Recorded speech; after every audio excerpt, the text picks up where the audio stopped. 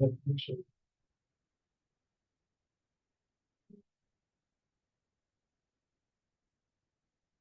the last one you guys did was negotiate offers. Okay, how'd that go? Good. What'd you learn? Tell me something you learned. The 3 Ps of negotiation: prepare, present, position. Okay. What was another good thing out of it? Oh, if you can talk to the listing agent before putting the offer, because the more information you get, Yep. the better. I don't Your know, like, position. well, the offer can be very specific to kind of the conversation you had. So if they want a 45-day close, or there's a specific date that the seller wants as a close date, don't just say we'll close in 30 days. Say we can close by April 15th, like whatever date they said. Like the more information you get, the better your offer looks compared to. That's what we were talking about on make and receive offers, right? Yeah. Yeah, the information gathering is crucial. It would be nice to do some of these sections. Like while we're on the MLS, right, as an example, and I could show you. Like what the tax record says, because that's a good place to start information gathering, or the property, you run an address search. And it'll show you anything historical in the MLS about that property. FY, you know what would be, I know you might not have a lot of say in it, but if you guys have meetings about it, would be kind of like a training on doing a CMA. Because we don't, like, especially if we hadn't done one before, like we've heard of it, we talk about it. Do they do it at the board? No. They don't even do it at the board. Because I already did the MLS training, but they give you the basics, like this is where you go search, this is the areas it covers. But the CMA would be kind of cool, because like, for example, I have a potential person who wants to sell at some point this year. And so I'm trying to stay with them, but something I would want to do, and I'm thinking of just doing it, because it doesn't have to be perfect right now, right? It's not like we have a listing signing or anything. It's practice, remember? But it would be nice to have some guidance, right? And not just kind of do it blindly. Yeah, absolutely. On it. Yeah. Okay, cool. I mean, that's just my 2 cents, right? Yep. Okay. Austin, I'm gonna try and pay attention to the chat. So we are section 19, getting to the close. Real estate transactions aren't particularly trouble-free. It's a strenuous and trying time that requires all the attention and effort you can command. So I'll just kind of make a Branden statement here. And then this is how I look at the balance with what Gary's saying here and what your responsibilities as a real estate professional are. And the first is you have to understand, Mayor's here. You have to understand 2 things. The transaction, which is kind of what we're going to be talking about, is a process, right? And the process is typically spelled out in the terms of the contract, right? So most real estate transaction, the process itself pretty much is relatively consistent, right? But real estate is very situational. So it's not necessarily circumstantial. That means something a little different. Situation is you have people involved and different scenarios that are involved. So as an example, buying a car is a process, but because there's thought and emotion involved in it, that whole situation could change, the dynamic could change, right? And that's basically what Gary is saying here as well. So today's agenda, we're going to talk about timelines, best practices, post-close stuff, recaps, do some ahas. You're either right-brained or left-brained, meaning your right brain is your emotional side, and most people who are more right-brained are more creative and less hands-on. And if you're left brain, that's the logical side of the brain. And if you're more strong on the left-hand side, that means you have more organizational skills. So, Tammy is my wife and my partner, she's not here, but if she were here, I would tell you I'm the right brain and she's the left brain. So the reason we're a good team is she completely has a handle on the organizational side of the transaction. And I'm the guy that just likes to talk and BS and put deals together. So just. And I would have thought the other way around. Yeah, no, it's, well, as the instructor, I have to, right, I have to at least try and practice what I preach, but it's hard for me, right? So, understanding that in your purchase agreement, and for those of you who remember the last time I taught the class, did anybody do any research on Glide? Did anybody download the purchase contract like I recommended and start making highlights? All right, so since you're newer to the class, one of the first things I recommend is that you get access to the residential purchase agreement and you just start learning that. Just get your head wrapped around it. The main reason is there's a lot of factors in that contract that we're going to talk about today, right? And those are very instrumental in the negotiations when it comes to dates, deadlines, not just the price and deposits, right? So that's what we're going to spend a little bit of time on. And this is an example of the most common part of a contract timeline. So believe it or not, for the most part, when we're thinking about putting a deal together with a buyer and seller, we usually have the end in mind. The first conversation we're having is, when's the close date? When do you want this to close? It could be 30 days, it could be 20 days, it could be April 15th, like you were describing, David. It could be any of those factors. So we're always thinking about kind of the end in mind. But we have to remember there are things at the beginning that influence the end. So today is, what is today? The what? 24th. So today's the 24th. Here's a little trick question for you. So if you see on the screen, it says contract acceptance. So one of the first things that I want you to think about when we're talking about timelines is that literally the contract acceptance date is the most important date. So why do I mean that? Well, David and I, we just found a property that you want to write an offer on today. Are you with me?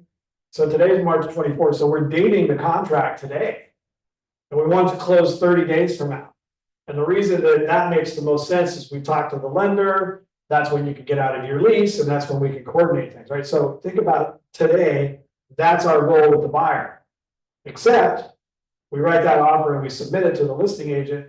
The listing agent's out of town for 2 days. So the listing agent doesn't even look at it for 2 days. So what just happened to our closing date potentially? You just got shortened 2 days. Right, so everything, the reason I'm saying that is you might start with today, that I'm trying to put some things together with some predetermined deadlines, but they're all going to be potentially influenced because what we're really wanting to do is get to a place where we have contract acceptance. So let's just say that the seller isn't, or the listing agent isn't out of town, and we present that offer, and it's 2 o'clock in the afternoon. What are the chances they're going to respond today? Well, they might. But here's a little dose of reality for you guys, especially representing the buyers. There's a very high probability that listing agent and that seller, even though they've received the offer, they have to discuss it with the seller, and they might make a counteroffer. And that might happen 1 or 2 other times. So either way, the key to this is the contract acceptance. So even if we started negotiating today, even if we wrote an offer today, really until you have a ratified agreement, the clock or the dates and deadlines don't start ticking. So I just want to make sure that we're all on the same page, how important it is that we get to the acceptance day. Oh, so not till the offer is accepted does it start? Nothing starts till the offer is accepted. Okay. So but that could change things. So let's just say we said April 15th. We gave it a hard date instead of 30 days. So because we gave it a hard date, it took 4 days. Your window just narrowed because it took you 4 days to get to acceptance, and you kept the April 15th close date. And that's a little bit of a challenge. So we know there's some things that are going to happen in this example, right? It's also talking about the inspection period. So if you do the math on that, that's an 11-day inspection period as well. This is a great question. If if I were to ask you a trick question, and Austin, you can put it in the chat if you want. How many people, how many human beings do you think are actually involved in a real estate transaction? 3. More than that. I would say 6. Okay. Anyone else? Austin, Omer? I would say 7. 7. So the average is 32. 32 people. 32 people. So let's just say me and my wife are the buyer. That's 2. And then I got 3 kids. Right? Do you think the kids have an opinion? My dad's giving me the down payment. Do you think my dad has an opinion? Do I have a lender? Okay, so I got a lender. What if the lender has an assistant or an underwriter? Right? You have an inspector, you're gonna have an appraiser, then you got the seller, then we have influences, right? So if you just think about all of the people that are actually involved in a transaction, it's a lot. So back to the beginning, what I was saying is the transaction is a process, but that particular deal is a situation. Because you're at the mercy of people and their timeframes and what they have going on in their lives, right? So if we think about there's a lot involved, and I'm not trying to do that to scare you. I'm trying to say, listen, I want you to be prepared that you're going to be writing an offer or reviewing an offer as an example. And we want to know all the players because all of those players could potentially affect a deadline, right? So what are the first things that your buyers need? Well, the first thing is, right, we talked a little bit about the pre-approval. So my recommendation if we're talking about buyers is to write this down, and that is one of the first things you should do with your buyers and lender before you write any offer is make sure you have a good understanding from the lender, everything the buyer still has left to do. Because what we're actually wanting to know is how quickly can they perform, right? You don't want to ask the seller for something and the seller agrees to it, and now you have to change the terms of the contract because the buyer couldn't do something, and that could still be a date and deadline, right? So if you're just talking to the buyer as an example, the buyer says, oh yeah, I got good credit, I'm good to go, my lender's good to go. He said that I can get the appraisal done in 14 days. And that's great. I want you to hear it. I want you to acknowledge it, but you still, in my opinion, have a responsibility to reach out to the lender and guarantee it. So what does the 14 days actually mean? Well, here's what it means. They're typically in a contract all calendar days. They don't care about holidays and weekends, but the appraiser does. Does that make sense? Oh, yeah. So it's Memorial Day weekend. So what are the chances you're losing a day? Those are just things I want you to consider, right? So the buyer's needs have to tie directly into your ability to perform, right? What does the buyer need to know and do? And that goes back to, especially with the lender. Are the lender and the buyer on the same page about what's needed in order for them to perform? Like, yeah, the lender said I'm good to go, but he hasn't verified my employment. That's an outstanding item. That's all we're saying here, right? What is the buyer's responsibility? And as you get better in this business, both buyers and sellers, get the better and more experience you have in this business, the easier it is to say to someone, I appreciate that. I know you want to go look at homes, but we're not quite ready. So people don't have a problem wasting your time, but at some point you're going to figure out your time is valuable. And if a buyer isn't ready to really pull the trigger, you're going to make a business decision.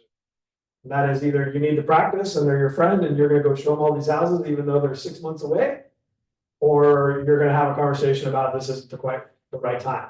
It's the same when you're representing the seller on the listing side. You're still wanting to gather the same information about the buyer, because if the buyer can't perform, we have to make a decision on whether we want to go into contract with them or not, right? What do I need to know and do? What you have some responsibilities in this as well. What does the rest of the team, everybody else need to do? Take action. And then at the end of the day, right, how can I make this a little bit more bulletproof? And we're going to walk through quite a few of these things. So here's an example, right, of a common buyer timeline with a 30-day close. So we have the first thing we have to do typically is get a list of the responsibilities that the buyer has right after there's acceptance. And then most importantly, this is a trick question. I usually ask agents what happens next when you represent the buyer and you go under contract. What do you think the most common answer is? What's the next thing the buyer has to do? Inspection, is what they say. Inspection is the most common answer, and it's the wrong answer because the deposit needs to be in. So back to experience. If I felt that your buyer was gonna delay getting their deposit in, I'm probably not gonna let them do inspections. Because I wanna know how committed somebody is to the deal, right? And the best way to know whether someone's committed to the deal is they put in their earnest money. So that deposit is extremely important. The next most common thing is setting up any of the inspections and ordering the appraisal, even though you might have more days on the appraisal to get it done than you do the inspection. So we have this process, right? And in the contract, it's actually spelling out at the beginning, the buyer and the seller agreed that the buyer has 7 days to perform their inspection.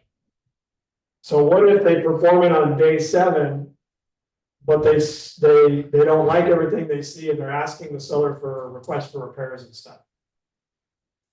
So that's another example of what could cause an extension of time. So the idea is for us to be as well equipped and organized at the beginning. So if I'm representing a buyer and we're getting ready to go under contract, even if I'm negotiating back and forth on the counter, in the back of my mind, I'm making phone calls, or Tammy's making phone calls. Hey, we're representing a buyer, we're calling our inspectors, we're calling other people to say, hey, I think we're going under contract and it's Friday and I only have 5 days. And I know you don't work Saturdays and Sundays, so do you have time Monday or Tuesday to get this done? So us understanding where we are on the calendar days as it relates to what are the next steps. That's typically where most agents struggle the most, is just having a good understanding of what all these dates and deadlines are. And it's really hard when you're newer, because you're just so excited to be trying to put a deal together, and you wrote an offer, and maybe you've got some counter offers, and so it sounds like, yeah, I can get it done in 7 days, and it sounds good that the lender says they can do something in 10 days, right?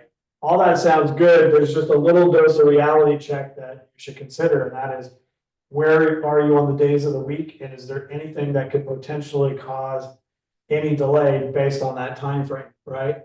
So we have some things that we want to get through, and it's all spelled out on the contract. I don't know that we're breaking it down in here. The next step is the communication of the deadline. So the other people that are involved in a transaction, PB, how are you? The other people that are involved in a transaction could be a title company, could be an escrow company, right? Typically, the escrow company is the third-party company that's responsible for facilitating the deal. So Branden, excuse me, just before we continue, I was just curious in the previous slide, what is the 9/10 and 9/2? The numbers, what are these? So this is an example. The top one is an example of a more detailed version of the things we should be looking at. So these are more of the functions of the transaction. And in my conversation, I was just talking with David about sometimes we're only worried about the inspection period. So these are just 2 examples, Amir. What we're really wanting you guys to focus on is this top one right here. Like this is But just my question is, are these, I think they are dates, right? Like Yeah. they're the 9th of February. Okay, just making Yeah. sure. So Okay. September, October. Yep, I'm sorry. Okay, sorry. Yeah. Got it. So those are just date examples, yes.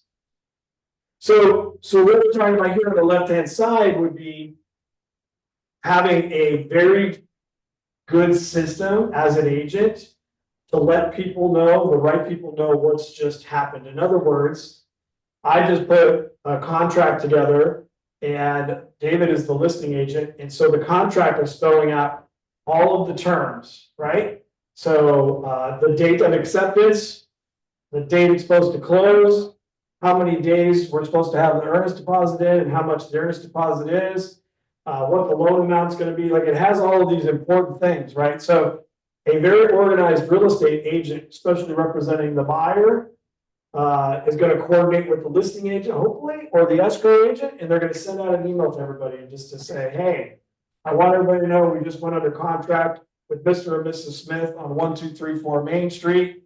These are the important dates and deadlines that I want everybody to be aware of.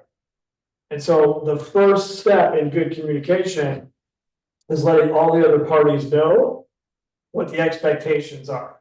Because anybody that's involved, you also want their feedback on, hey, Brandon, thanks for opening escrow. I just noticed a couple things in your contract. I don't know that we can meet this deadline because it's 4th of July and 4th of July is on a Tuesday and the banks are, everybody's closed Monday and Tuesday. It's actually a 4-day weekend.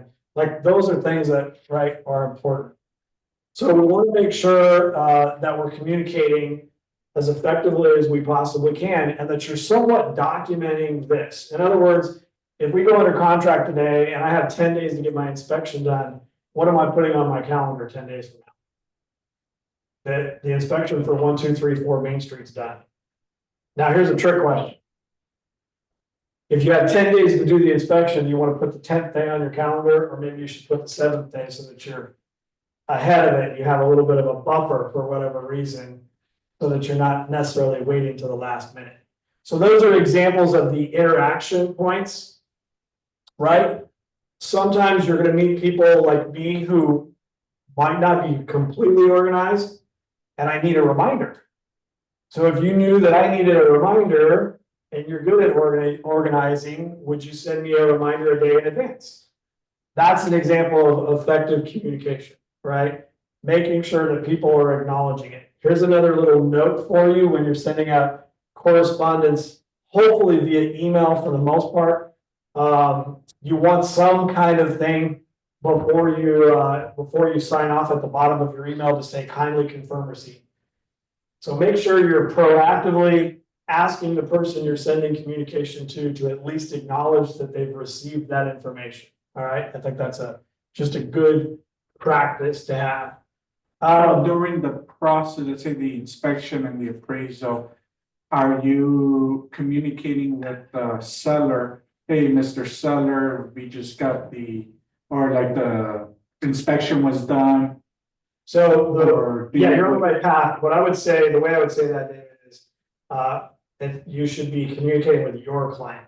So if you represent the buyer, you're not going to be communicating with the seller, right? I guess I meant if you're the listing agent. Yeah. So you should be communicating with your client and giving them updates. Okay. Yeah, it's not an easy thing to do. Another example of good communication skills as a listing agent is communicating every week with your seller and giving them updates. This is how many people showed the property. This is how many people saw the property. This is how many phone calls I got. This is the feedback I'm getting. All of that stuff is really, really good, right? We talked a little bit about holidays, but more importantly, you just have to be cognizant of however you've negotiated the contract with those dates and deadlines. And then you just have to remember that there are other people involved. And sometimes they open their emails and sometimes they don't open their emails, or sometimes they said they could get something done when they really had a full plate and they couldn't get it done. Let's say in this situation, you're a buyer's agent, Mhm. and you did kindly confirm you received this email or acknowledgement, whatever you want to say. And let's say it's the inspection or the appraisal or whatever, right, process.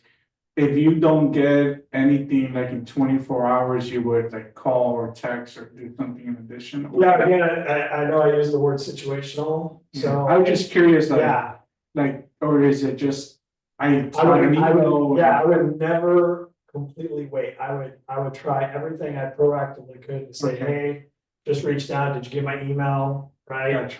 Things are. I just want to know how to, Yeah. is it pissing them off type of thing, or because You have a job to do. Okay, And if you're pissing somebody off, then you're just realizing they might not be a good fit for your business. makes sense. Yeah, that's just one of the trial and errors of. Um, People have bad hair days. People, I've gotten mad at someone for not responding to me, Not realizing. and then their dad died or something, and they were just completely offline for a couple days, and then I felt bad about it. But at the same time, it's like So we could have said. there's other people relying on the situation, right? It's a difficult thing, right?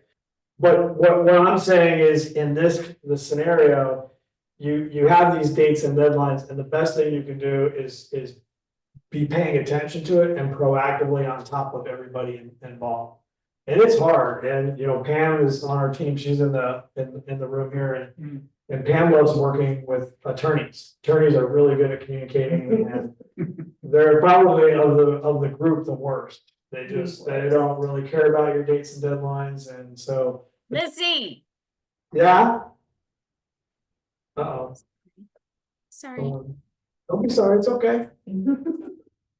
I have kids too, we gotta yell at our kids. All right. Documentation points. Is this an act of communication or a document? To whom and from is the document going? What is the best pathway for communicating, sending documents? All of this stuff is really important. Like you, have you guys ever received an email from someone that you were just the wrong person they sent the email to? Like you shouldn't have had access to the information? Like you're just the wrong person. You're just the wrong person, Yeah. right? You know, so you have to truly pay attention to who you're sending the right documents to and from, especially when you represent your clients, right? You have not as much as the lender, but you have access to private information that's not necessarily everybody's business, so you have to be paying attention to that stuff. You also have access to the digital signature world.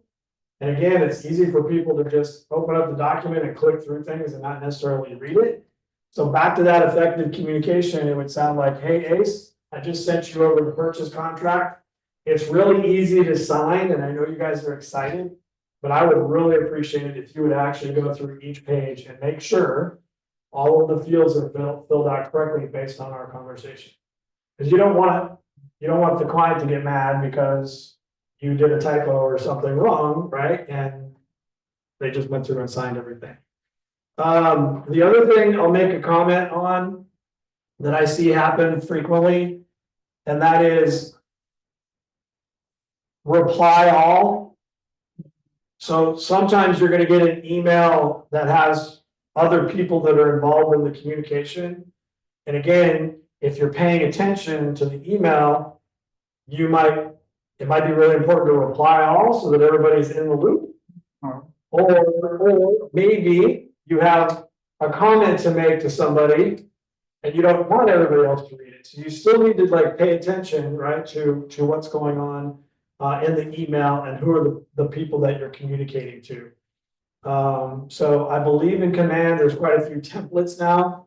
But most of us typically use an escrow person, and usually the escrow officer is really good at making sure everybody's in the loop for us.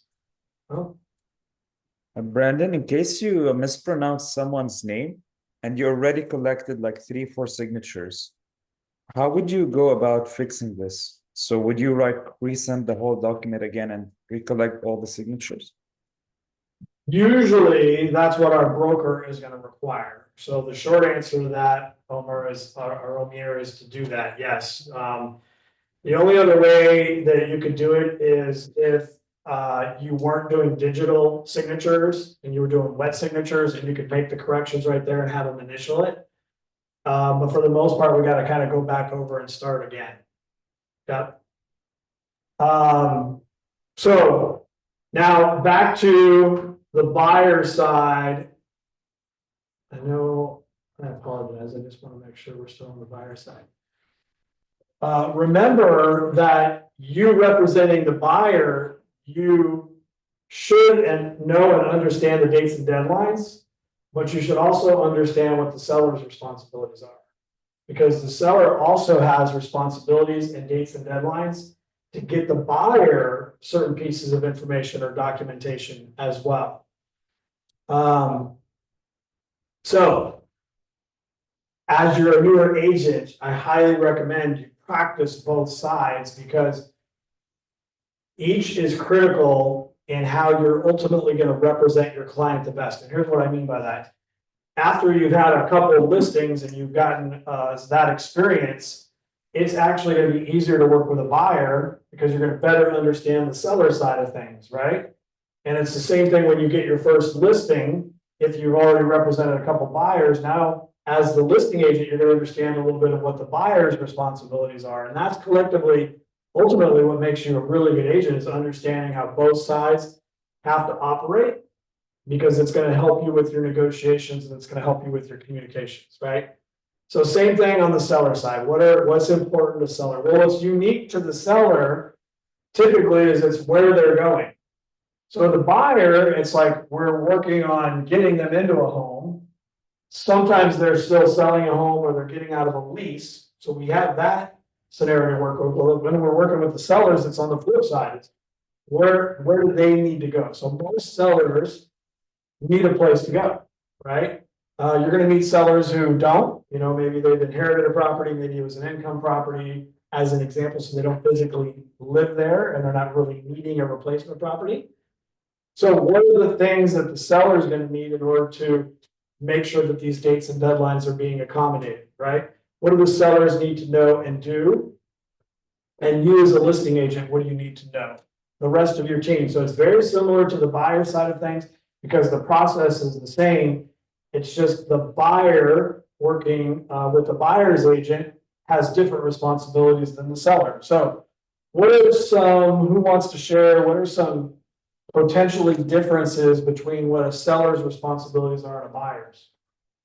Like the seller, the actual seller? Yeah, what does the seller have to do that's a little different than the buyer? Can you think of anything?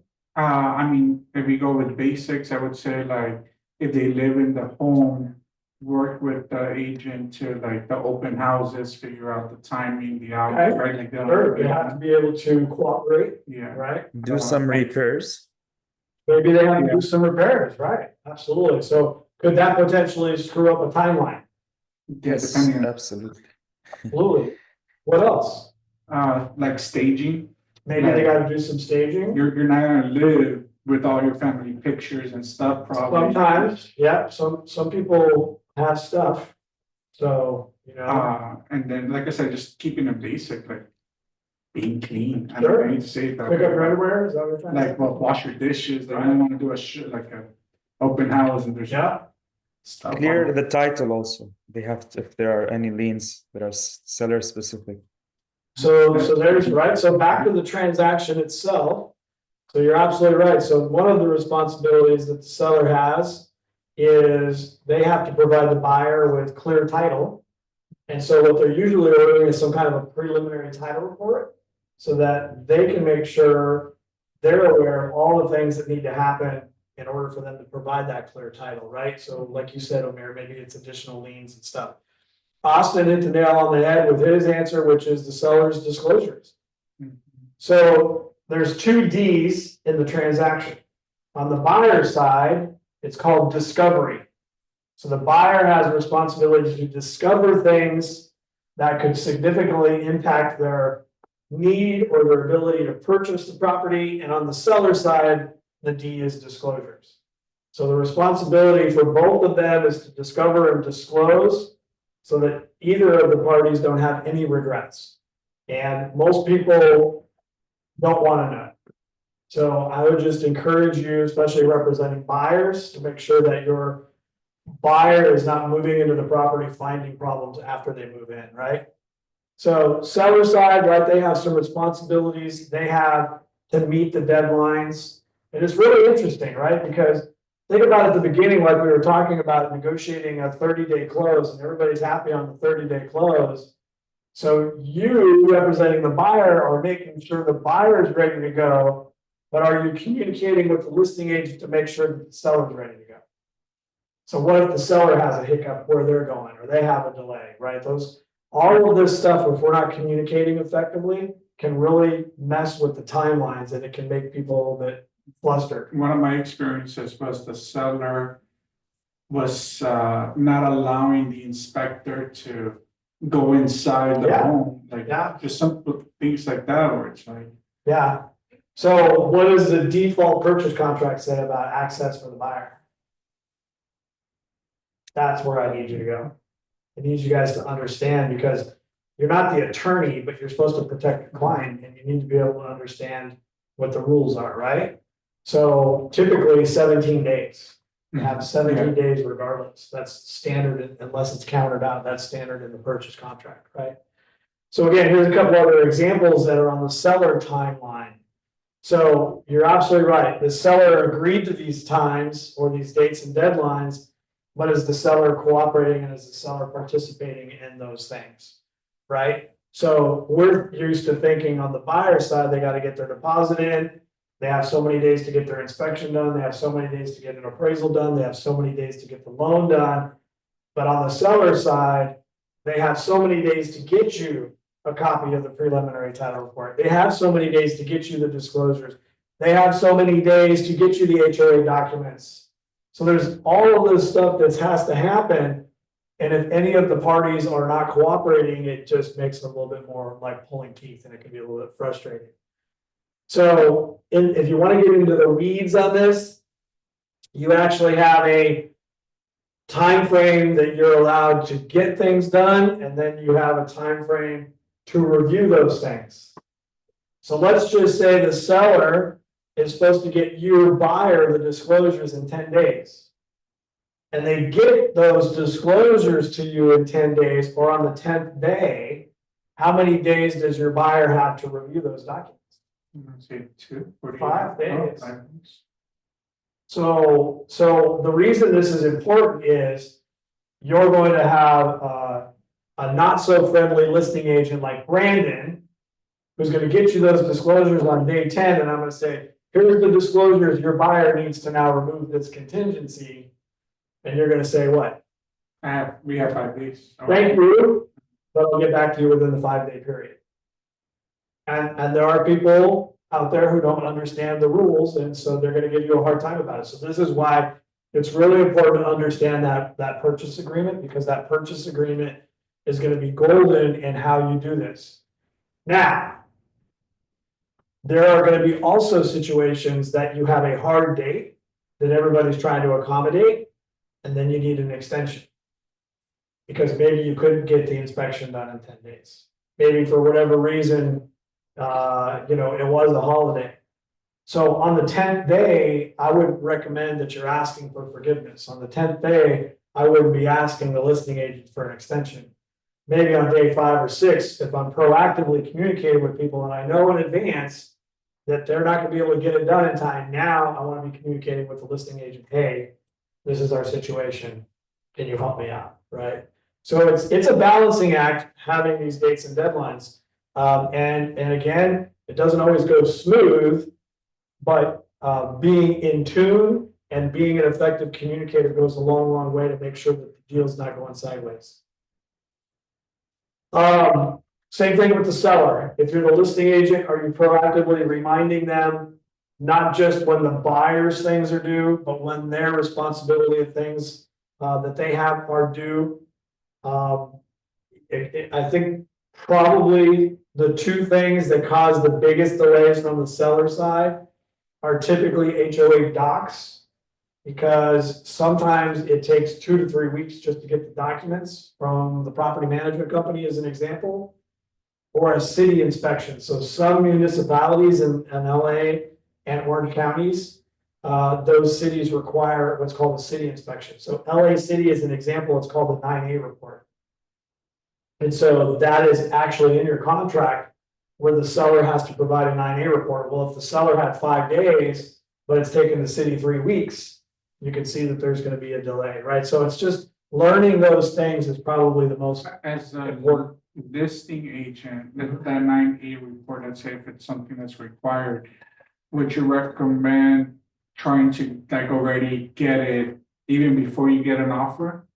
So I actually teach a class for listing agents. It's called Verify, and it teaches you how to proactively get all of this stuff done before you even go on the market. Oh, okay. So you can, I guess. Oh, that's absolutely. the question. Yeah. I think a lot of people just choose to wait, and it just causes a lot of hardship. So I think as a listing agent, the more proactive you are getting all of this information accumulated, the better off you are. Yep. An example of that, David, would be Tammy's getting ready to list a property. So even before she has the listing agreement signed, she's probably ordering a preliminary title report. It's a lot easier to get that ahead of time, so I can go, so hey Pam, really, we're gonna get ready to get your house on the market this Friday, but I got the preliminary title report, there's a little bit of a lien problem, right? So we have to be prepared for that. Or the situation I kind of told you about where for some reason it's showing mobile home Right. in There could his be an error. title, but Yeah. it's not a mobile home. Yeah, you need to be able to clean it up, so, because if that is a great example, if you wait. Like some listing agents won't do anything until the buyer has gotten through their inspections. So let's just say that's 10 days, so now you just waited 10 days. And now you're gonna order a preliminary title report, it's supposed to close in 2 weeks, the title report comes back and there's an error. And the title person says, well, it's gonna take us 30 days to get this fixed. So now you're in a listing agent with egg on your face because you've been telling the buyer, they gotta get all this stuff done and as quickly as possible, but the seller can't even perform. And that's a tough spot too. So that's why I think the more you have a better understanding of the process as it relates to what you agree to in the contract, like that's your guide. So once it's accepted, you go back and you make sure you understand all those milestones, and however you feel it's important for you, write it all over your wall or put it on your calendar, whatever it is. In addition to making sure you're aware of those dates and deadlines, that you're also sending an email out to the right people to say, hey, I just want you to know I have 5 days for inspection, we got 17 days for an appraisal, we got 21 days for a loan, and everybody's completely aware of the snapshot, right, of those dates and deadlines. Same thing with the documentation points, making sure you're sending the right documents to the right people, make sure that you've actually reviewed it. It's a little quirky if you're not used to it. So Pam, DocuSign's a lot of fun sometimes, right? Yes, Zip forms is a lot of fun sometimes, right? sometimes. So we're in a world where you have, in certain situations, the ability to have documents pre-populated with information.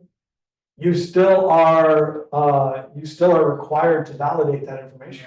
Yeah, it's not always. Just because it auto-populates doesn't mean it's accurate, right? I've had issues with it in the past. Yeah. Right. So that's important too. And I apologize, I have not ever used this PowerPoint, so it just seems like a lot of redundancy here. So I'm gonna go back. That was actually a short little section, wasn't it? So I want to just kind of emphasize again around the RPA, understanding not just the dates and deadlines, but how does that affect the calendar that you're in, right? Do you have to worry about holidays? Do you not have to worry about holidays? Are weekends an issue? Are they not an issue? Those are the kinds of things you need to make sure you're getting your head wrapped around.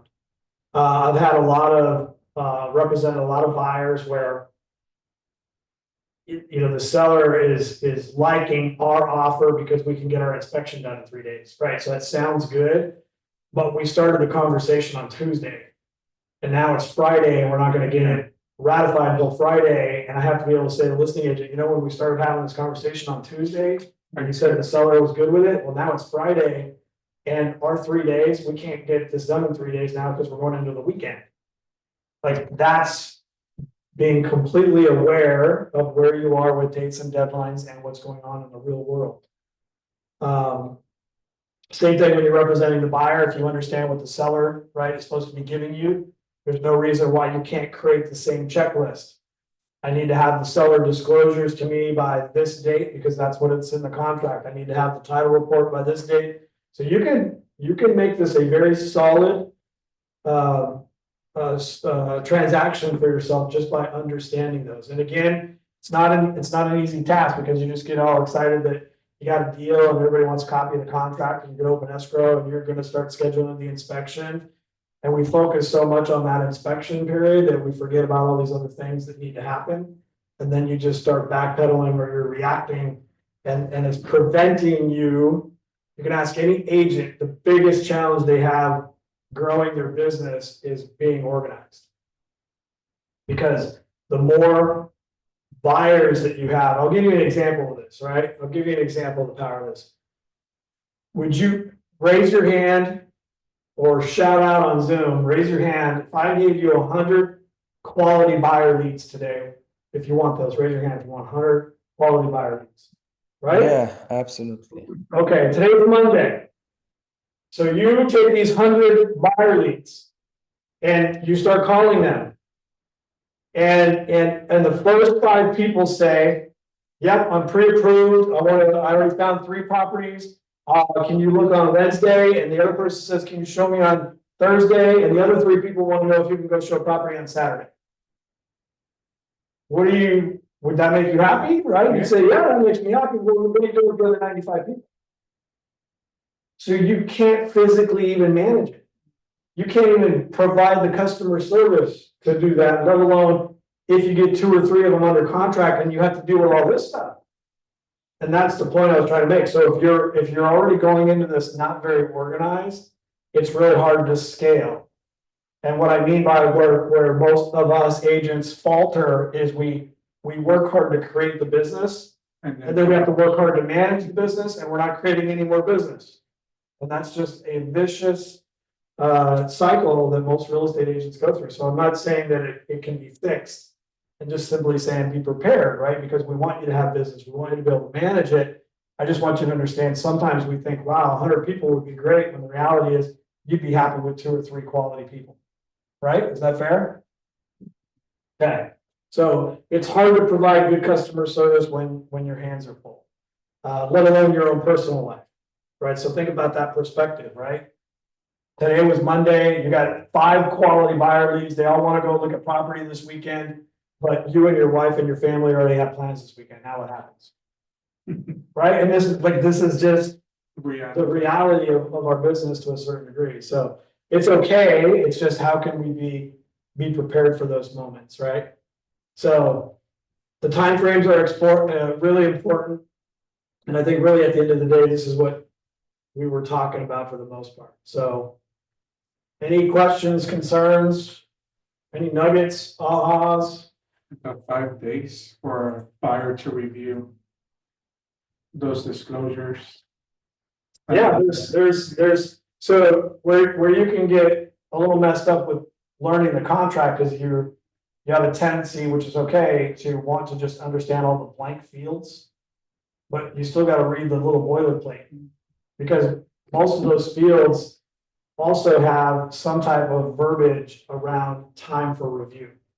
So even though you have the date and the deadline, somebody still needs to review and approve the documents. Yep, good stuff. Okay.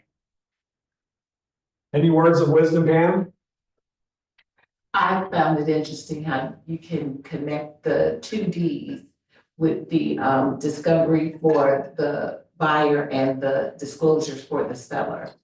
Yeah, there's And how important that is, yeah. 2 different responsibilities. Mhm. So now that you've got a couple underneath your belt, what words of advice do you have for our students who haven't done a deal yet? Being patient with your client, representing and communicating as much as possible. Email is important, like you said, making sure that they notify you or acknowledge that they receive it, things of that nature that can cost time. Yeah. Yeah, so time efficiency, just practice that. Yeah, and I like how you actually said that, because you're absolutely right, it costs time and money at the end of the day. Like, it's funny because we all want to get paid as quickly as possible. And if we sit around and literally wait for other people, how many people are in a transaction? 37. 32? Is it 32? Oh, 32 people. So you guys know what it's like to wait for family, Okay. friends, Mhm. right? I mean, just think about it. Yeah. Think like, so there's pressure, but the pressure can be a little bit relieved by being a little bit proactive and saying, hey, I know you're supposed to go visit the property for an inspection on Wednesday. I just want to make sure, right? And a lot of us don't even do that. We show up for the inspection on Wednesday and we wonder why the inspector's not there and we didn't do anything. Like, don't be the problem, be part of the solution.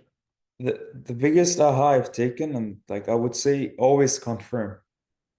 Yeah, kindly confirm receipt. Does that make sense? Do you understand that? Like, when I work with contractors in particular, one of my favorite questions to contractors, because they never they never say no to business. Mhm. They always say I can start next week, so I've learned to say, is there anything right now, right, on your plate that would prevent you from starting next week? I want to open the door for them to be honest with me and say, yeah, it might be harder for me. I just want to know the truth. I don't need you to like sugarcoat it. Yeah, you were gonna say. Yeah, I was gonna ask, actually, so we talked about the, kindly confirm receipt of this email. So you're the listing agent, or even the buyer agent, I guess it doesn't matter, but what if you have like 2+ people? Like spouses or spouses and a parent or whatever. Is the expectation from our side of getting receipt from all three, or as long as one of the three responds to, hey, we got it, thank you, or whatever? So it's a great question. So this just kind of, I think, boils down to a little bit of your standard of practice and the expectations, right? I think we all know people, including myself, where I'm 100% okay with Tammy making decisions and she'll let me know, right? Kind of a thing. Yeah, that's what I was asking. Yeah, but I think in the beginning, you have to test that. So what I would say to that is, so Brandon, thanks for responding. I noticed that your wife Tammy didn't respond, right? Is that okay? Like I would still So you were put still something making in sure. writing to say that I still made an effort to get her permission. And it's important, right? Because you might not know, maybe we're fighting and you don't know the difference, and maybe she's gonna tell me to go pound sand tomorrow, right? Yeah. So that's just an example of life that is out of our control, but again, I think you could do things to kind of. Just make stay on sure, top of it. confirm. Yeah. Okay. But it does lead me to one little trick question for you guys. So we're using the word receipt, right? And we were talking earlier about having a ratified agreement, right? So the acceptance date. So in an email or a text in our world, your delivery of that message technically is the receipt. So even though we're kindly asking them to confirm receipt, We don't. in our world, the listing agent can't say, I didn't get your email 2 days ago. They could literally mean it because they don't check their damn email, but in our world legally, it was delivered and it's now their problem that they didn't open and check their email, that it was there for you. Okay, that's good to So know. just to understand the legal side of things in our world, it's really based on the date of delivery. So now the reason that's important while we were talking about date of acceptance on your contract. So today you're representing the buyer and you submit the offer to the listing agent. The listing agent is actually talking with the seller tonight, right?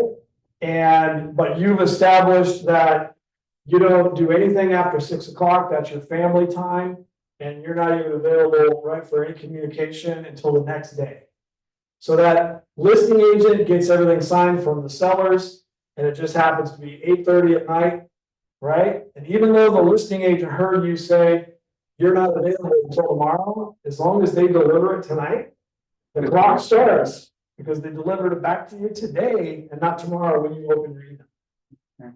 So it's important to understand your dates and deadlines have to do with both the combination of receipt and delivery, but you don't have to have it necessarily approved, right? Does that make sense? So if the seller is sending you a signed contract, that's acceptance. It doesn't mean that you, the buyer's agent, still get to respond to the seller and go, oh, I got it. You can't cause any more delays by pretending you didn't receive. Does that make sense? Okay. So it's important. And time doesn't matter, 11:59 PM, it's still today. It's still today. Okay. Yeah. Just one during if there was Yeah. any. Yeah, it's still today. So, the only thing that really matters as far as the day of the week goes is the closing date. Because you can't close and record on a property on a Saturday or Sunday or a holiday. So if the close of escrow date is on a Sunday, that means It's the month. it's the next day. Right, so yeah, that's the only other goofy thing you gotta pay attention to. So, yeah, good stuff. Any questions? No. Austin? Who else is on here? We got up here. Oops, sorry, there's one in the chat. One new message. Oh, we got that. Okay. That's all I got today. Amir, anything else? Oh, the risk avoidance?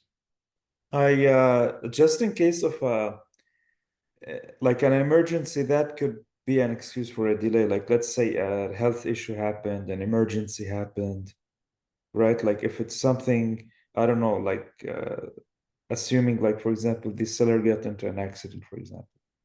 Yeah, so that's just, I think just trying to find some common ground and cooperation between everybody to, you know, make sure that they're okay with it. I mean, it, like, you can go so deep with that, Amir, like, I've been in so many situations where something happened to the buyer, like a legit emergency.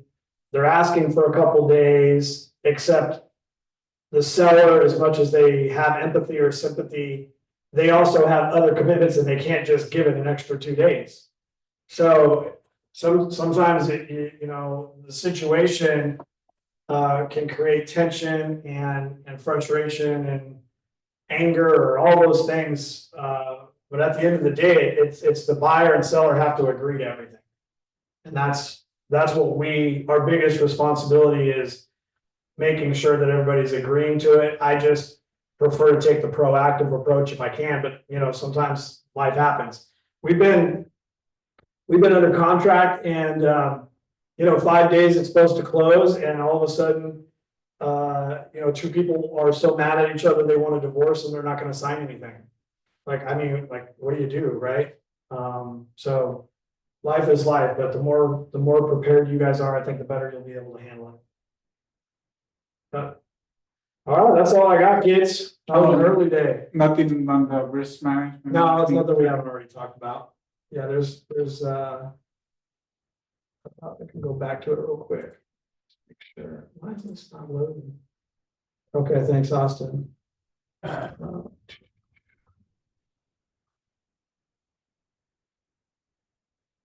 So let's see, I think we've talked about all this. Communicate clearly and often, set Yeah. expectations, maintain your professionalism.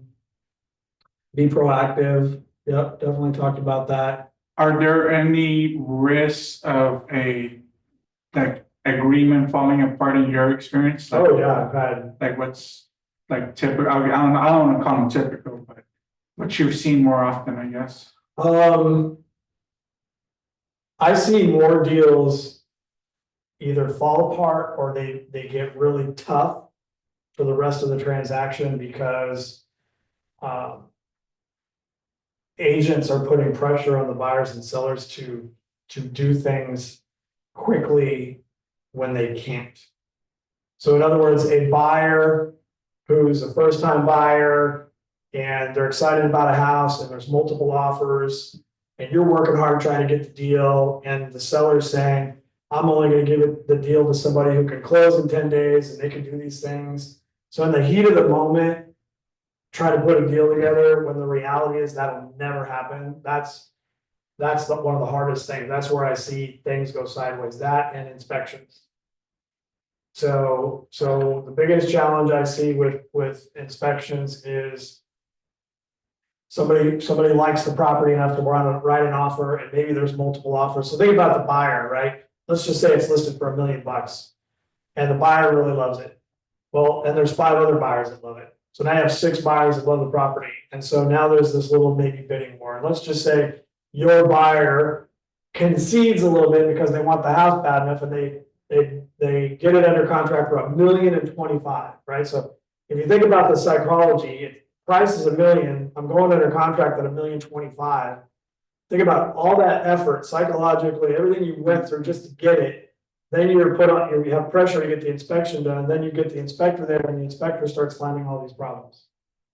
So now the buyer starts having these reluctancies. They're like, well, did I overpay for the property? Or I didn't know about that. Or now we have to renegotiate repairs or credits or price for it. Like, that's the biggest problem. So the risk avoidance to me has to do with transparency. The more transparent everybody is, the better the deal is. It's just as simple as that. The easier it is. When people have an agenda or they're hiding things or they're lying, that's when deals get tough. So the best thing to do is to, sniff it out as early as you can. It's just the same thing with the lenders, right? It's, I'm not, if Chris was there, I'd bring him in here, our lender, but just because the lender gives you a pre-approval letter doesn't mean that they've done everything they need to do with that borrower to make sure that they can perform. But they're not gonna tell you that. Like, and that's a problem, right? So the lender question should always be, Mr. or Mrs. Lender, thank you for the pre-approval letter, but could you tell me how far along they are in the process? If you just ask that question, tell me how far along they are in the process. They're gonna stop because nobody else asks them that question. They're gonna stop and go, oh, well, we got the loan application in. We just submitted to their employer for proof of employment, right? So verification of employment and income, but I don't have it yet. Well, that tells me their pre-approval letter is not that good yet. And that would be an example of.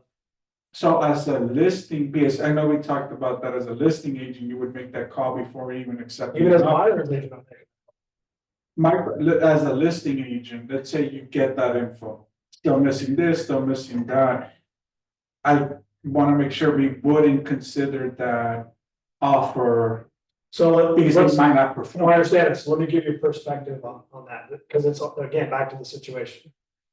So if you're the listing agent and you've had no offers and you're 60 days on market, and you call the lender and the lender says, we're still working on a couple things.